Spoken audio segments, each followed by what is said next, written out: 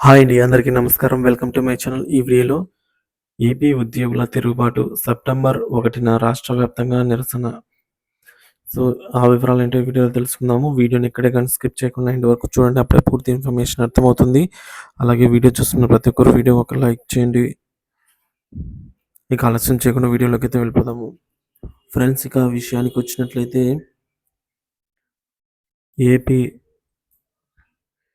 Friends యూపీఎస్‌కు వ్యతిరేకంగా అయితే నిరసన ప్రదర్శనలండి 30న యూటీఎఫ్ అయితే చేపట్టబోతోంది.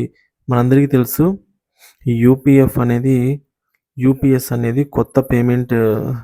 కొత్త పెన్షన్ స్కీమ్ అండి. సో, ఇది ప్రభుత్వం అయితే తీసుకొని రావడం జరిగింది. దీనిపైన అయితే వ్యతిరేకంగా నిరసన ప్రదర్శనలు అయితే జరగబోతున్నారు.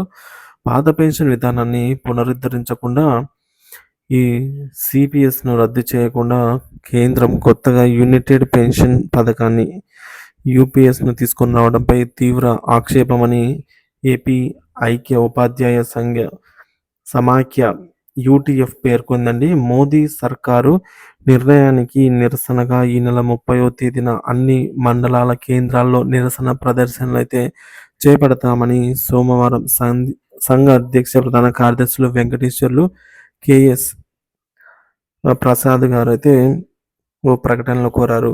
ఇక సిపిఎస్ కంటే యూపీఎస్ మెరుగైందంటూ కేంద్ర అంకెల గారడీ చేస్తుందని అయితే వారు విమర్శన చేశారు. సో, ఈ విధంగా మనకు తెలిసిందే అండి. మనకు ఈ యూపీఎస్